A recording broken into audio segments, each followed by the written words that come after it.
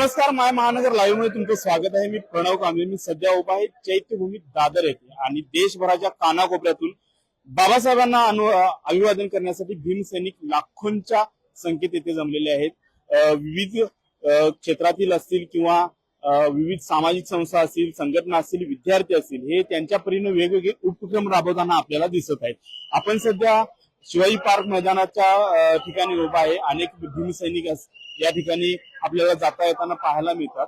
जर आपण पाहिलं तर अनेकांच्याकडून उपक्रम राबवले जातात आणि तसाच उपक्रम हा मागासवर्गीय वसतिगृहाचे विद्यार्थी डॉक्टर बाबासाहेब आंबेडकर शासकीय वसतिगृह वरळी येथील विद्यार्थी हे राबवत आहेत.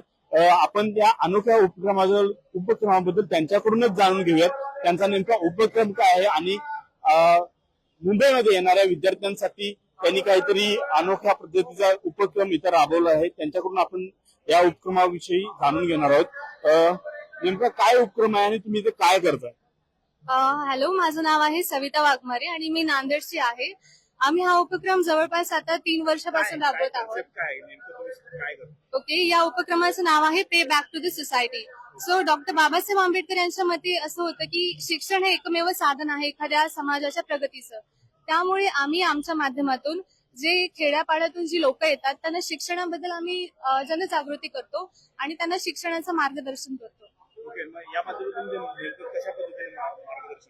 आम्ही त्यांना विचारतो की ते कुठून आलेले आहेत, त्यांचं शिक्षणाचं काय ऍस्पिरेशन्स आहेत आणि त्यानुसार आम्ही त्यांना मार्गदर्शन करतो की ते काय करू शकतात भविष्यात. आपल्यासोबत आणखीन काही विद्यार्थी आहेत, त्यांची देखील आपण बातचीत करणार आहोत. नेमकं सकाळपासून तुम्ही काय केलंय? माझं नाव प्रतीक्षा पगारे आहे. मी सध्या FYDC ला आहे. मी नागपूरवरची आहे. काल आम्ही जगभरच्या म्हणजे काल आम्ही शिवाजी पार्क मध्ये आलो आणि काल आम्ही मुलींकडे गेलो. त्यांचे नाव, नंबर, ते कुठून आले, ते सध्या कुठला कोर्स करतात आहे. आम्ही आमचे पण त्यांना नंबर दिले आणि आम्ही त्यांना म्हटलं की कुठे तुम्हाला म्हणजे कुठल्या कोर्स मध्ये काही अवघड येत असेल, कुठलं तुम्हाला नॉलेज हवं असेल, ते नॉलेज कसं गेन करायचं ते सगळं आम्ही त्यांना सांगितलं आहे. आणि कसं कुठल्या मुलांना पैशांमुळे ते राहून जातात त्यांचं शिक्षण. मग आम्ही जसं आम्ही इथं हॉस्टेलमध्ये शिकतोय तसं त्यांना पण हॉस्टेलमध्ये राहण्यासाठी जागा भेटली पाहिजे, त्यांना पण शिक्षण त्यांचं भेटलं पाहिजे, ते आम्ही त्यांना सांगितलं. थँक्यू. जवळजवळ या विद्यार्थ्यांचं असं मत आहे की गावाकडून आलेले जे विद्यार्थी आहेत त्यांना आपण मार्गदर्शन करतो, शिक्षणाच्या विषयी असेल किंवा वसतिगृहाच्या विषयी असेल. तसेच अनेक दुसरे काही विद्यार्थी आहेत त्यांच्याकडून अधिक या बाबतीत आपण जाणून घेणार आहोत. विद्यार्थ्यांना काही फेलोशिप असतील किंवा अब्रॉड एज्युकेशन असेल या संदर्भात देखील तुम्ही मार्गदर्शन करताय?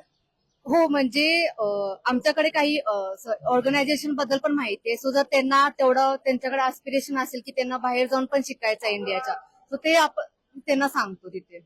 कशा पद्धतीने काम करताय सकाळपासून?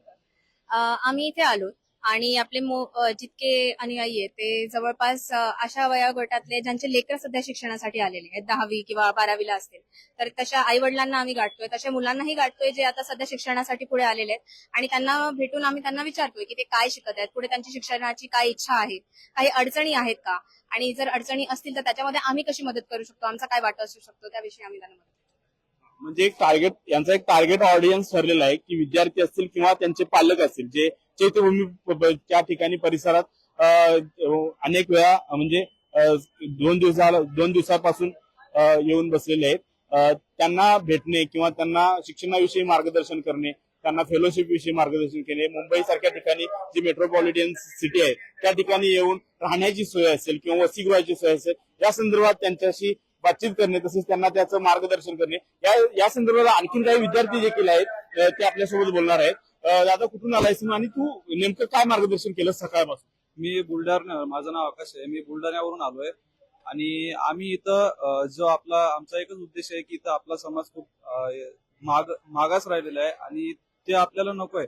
आणि आपण करिअर गायडन्स करतो मुलांना, जे नवीन आता ज्यांची 10वी 12वी नेमकीच झाली आहे, आपण त्यांना गायडन्स करतो. कारण की गावाकडे खूप चांगल्या कोर्सेस बद्दल माहितच नसते. गावामध्ये फक्त 10वी 12वी आणि ITI यांच्यावरती मुलांना काही माहिती नसते, त्यामुळे आम्ही त्यांना गायडन्स करतो. हा उपक्रम कधीपासून राबवता तुम्ही? हा उपक्रम गेली 3 वर्ष झाले. आमचे एक विद्यार्थी आहेत, सिनियर विद्यार्थी आहेत, सुयश कांबळे यांनी, आम्ही जेव्हा बसलो होतो तेव्हा त्यांना असं वाटलं की आपल्याला म्हणजे आपला जो समाज आहे, गावाकडून येणारा जो समाज आहे तो बाबासाहेबांना अभिवादन करायला येतो, तर आपण मुंबईमध्ये राहतो, आपण कशा प्रकारे त्यांना अभिवादन करू शकतो. सो आम्ही त्यातून ह्याच्यामधून ते कन्क्लुजन निघलं आणि आम्ही हा उपक्रम चालू केला. एक शेवटचा प्रश्न आहे. या उपक्रम जवळजवळ तुम्ही 2-3 वर्षे चालवताय असं बोलताय, मात्र या उपक्रमातून कोणाला याचा लाभ भेटला किंवा फायदा आला असे विद्यार्थी आहेत का जे तुमच्या उपक्रमामुळे तुमच्या संपर्कातून हे मुंबईमध्ये आलेत आणि शिक्षण पूर्ण घेत आहेत किंवा शिक्षण पूर्ण झालंय असं काय आहे? या उपक्रमाचा लाभार्थी मी स्वतः आहे. माझा भाऊ इथे आला होता, तर माझ्या भावाला असं आपल्या कॅम्पेन थ्रू गाईड केलेलं. तर माझ्या भावाकडे नंबर वगैरे घेऊन माझ्या भावाला कॉन्टॅक्ट केलेला. जेव्हा मला मुंबईमध्ये यायचं होतं तेव्हा मला वसतिगृह काय होते, कुठे होते माहित नव्हतं. तर सर्व मला माझ्या भावाने नंबर कॉन्टॅक्ट केला, मला पूर्णपणे माहिती दिली की वसतिगृह कसे असतात, कॉलेजमध्ये ऍडमिशन कसं घ्यायचं, कशी प्रोसेस असते, कुठल्या सीईटीची कशी तयारी करायची, नंतर वसतिगृहासाठी लागणारे डॉक्युमेंट, कशी प्रोसेस आहे, हे सगळं पूर्ण मार्गदर्शन करून पूर्ण गायडन्स करून माझ मी इथे आहे. मी आज निर्मल निकेतन सारख्या टॉप रेप्युटेड कॉलेजमध्ये एमएसडब्ल्यू करतोय. हे सगळं फक्त एज्युकेशन कॅम्पच्या मुळेच. तर हे होते सर्व विद्यार्थी जे होते जे मुंबई सारख्या ठिकाणी डॉक्टर बाबासाहेब आंबेडकर शासकीय वसतिगृह वरळी या ठिकाणी हे राहतात आणि यांनी काल रात्रीपासूनच त्यांचा उपक्रम राबवला आहे, ज्यांनी मागासवर्गीय विद्यार्थी जे फेलोशिपचं मार्गदर्शन असेल, तसेच मुंबईत शिक्षणासाठी आल्यावर त्यांना येणाऱ्या अडचणी असतील त्यावर कसा मात करायचा, वसतिगृहाचं ऍडमिशन कसं करायचं या संदर्भात जी माहिती असेल ते विद्यार्थी सकाळपासून मार्गदर्शन करतायत. हा एक अनोखा उपक्रम आहे, यातून अनेक विद्यार्थ्यांना लाभ होणार आहे. याबद्दल तुम्हाला देखील काय वाटतं ते आम्हाला नक्की कळवा आणि माय महानगरला सबस्क्राईब करायला विसरू नका. कॅमेरामॅन अवधेश कोरीसह मी प्रणव कांबळे, मुंबई.